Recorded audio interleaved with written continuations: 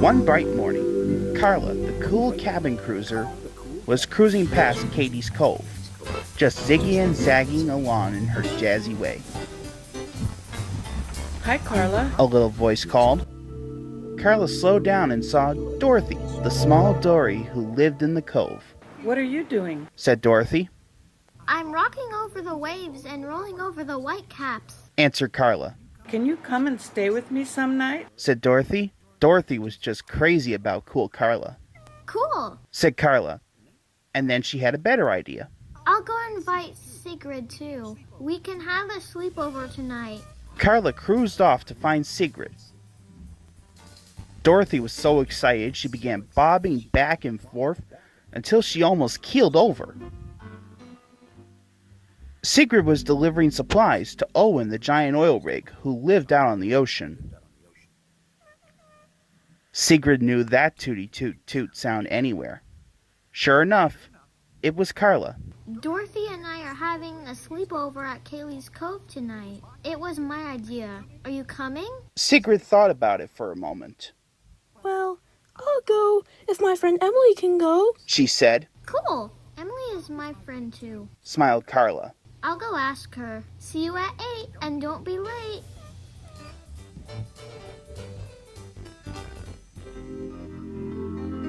Carla found Emily in the harbor moving a ship with Theodore.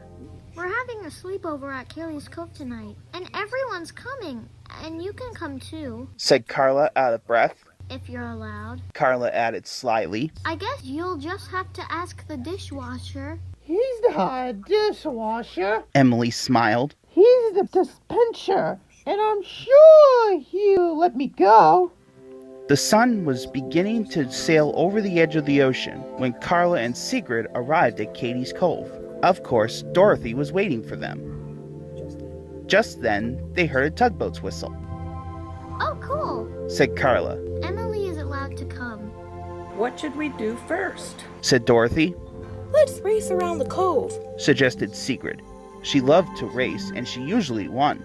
Good idea. Said Emily. But then I can't come. Said Dorothy. You see, Dorothy didn't have an engine like the other boats. I can pull you. Suggested Sigrid, who always wanted to be a tugboat anyway. Cool, let's go. Shouted Carla. Sigrid attached a small rope to Dorothy, and everyone lined up to begin the race. Churro, the fishing trawler, who lived in the cove with Dorothy, blew his horn, and the boats took off. Carla and Emily quickly took the lead. They're getting ahead of us. Shouted Dorothy. Go faster, Sigrid. Go faster. Sigrid could go much faster, but she was afraid of going too fast with Dorothy behind her. Are you sure it's okay? She called to the little dory. I want to go fast. Shouted Dorothy. The faster, the better. As soon as Dorothy said that, she wasn't so sure. Sigrid poured on the power and quickly caught up to Carla and Emily. Dorothy wobbled along behind Sigrid like a little toy boat on a rope. Can we slow down? She said. But you said go fast. Shouted Sigrid, slowing down. But saying I want to go fast is different than going fast. Said Dorothy, all out of breath. What's the matter? Called Carla, looping back. Maybe we should do something else. Said Sigrid. We can go to Shipwreck Rock. Suggested Dorothy. The little dory had never been before, and she always wanted to go, especially with the bigger boats. Great idea. Said Emily. When we're off to the rock. Said Carla. The 4 buccaneers. Sigrid began to tow Dorothy again. By this time, it had gotten quite dark. The dory peered out towards the inky ocean. Is Shipwreck Rock far? She said. Pretty far. Answered Sigrid. The farther the better. Said Dorothy, holding back a great big yawn. And when we get there, I'm gonna stay up all night. Well, no sooner had Dorothy said this when Sigrid slowed down again.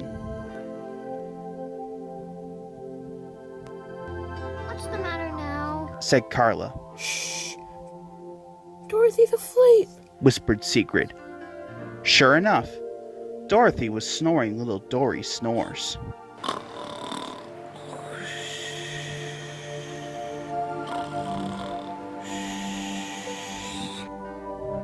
I guess it must have been past a dark time. Emily grinned. Should we still go to Shipwreck Rock? Said Sigrid. It would be really cool out there. Said Carla. Unless you guys are up past your dock tome too. She added with a scampy smile. We could tell scary stories there. Suggested Sigrid. A good idea. Agreed Emily. The three boats tied Dorothy safely up to her dock beside Truro, and once more headed off into the night. Now the three Buccaneers! Chirped Carla.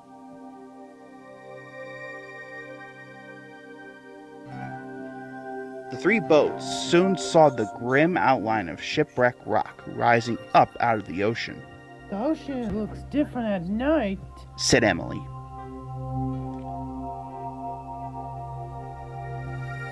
Kinda spooky. Whispered Sigrid. I heard there are ghost ships. Said Carla with mischief in her voice. Maybe you're too scared to stay here. I have a good ghost story to tell. Said Emily. She wasn't scared. The scarier the better. Said Sigrid. She didn't want Carla to think she was scared either. I'm not afraid of anything. She added. Anyone have heard the story of the sea beagle? Said Emily. The sea beagle? Giggled Carla. Oh, that doesn't sound too scary. One winter long ago, Emily began. the big harbor was frozen over. The ships had to dock out here. One night, there were just boats talking about our size. Well, it wasn't long until Sigrid was sorry she said she wanted to come out to Shipwreck Rock. It was different, hearing a scary story in such a spooky place. Carla had an idea. Let's pretend we're those boats and floating in their places.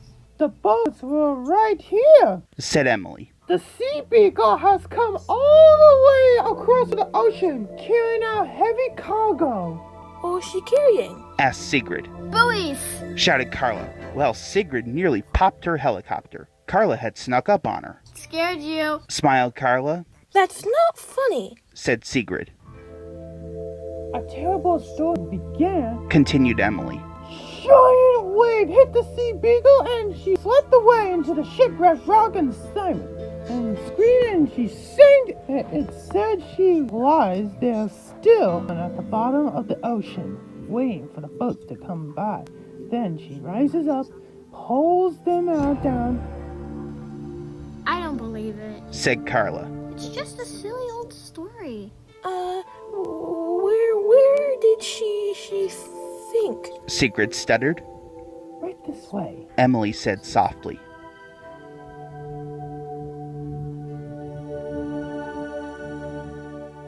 Emily led Sigrid and Carla to the deepest, darkest, creepiest part of Shipwreck Rock. They say you can hear the sea beagle sometimes. Whispered Emily.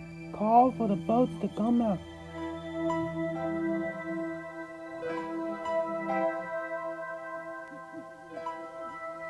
What was that? Said Sigrid. Probably just a ghost. Chuckled Carla.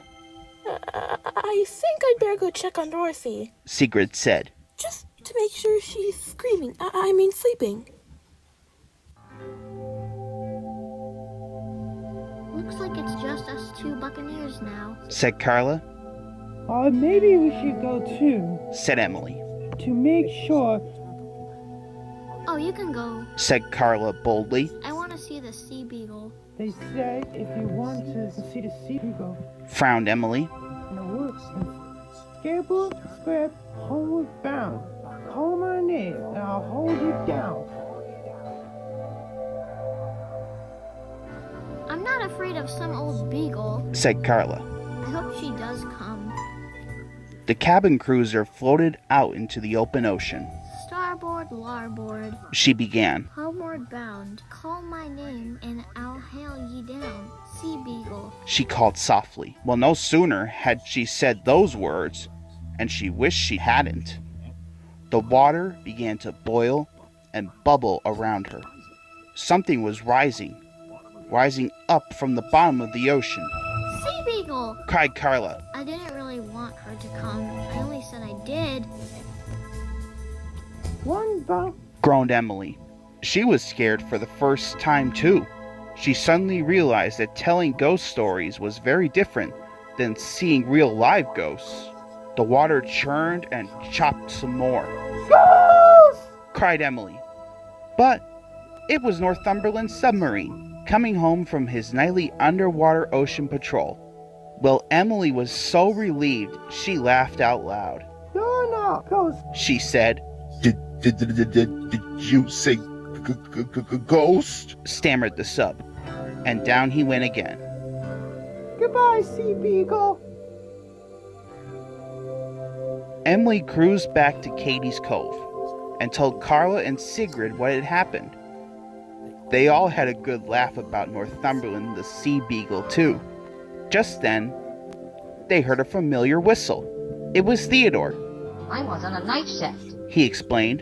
and Northumberland told me something about a ghost at Shipwreck Rock, and It's a long story. Yawned Emily.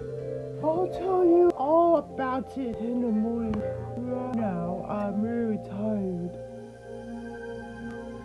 have a good sleep. Called Theodore. Me too. Yawned Sigrid. I'll be snoring before you can say sea beagle. Added Carla. Well, for the first time that night, they found it was very easy to do exactly what they said they'd do.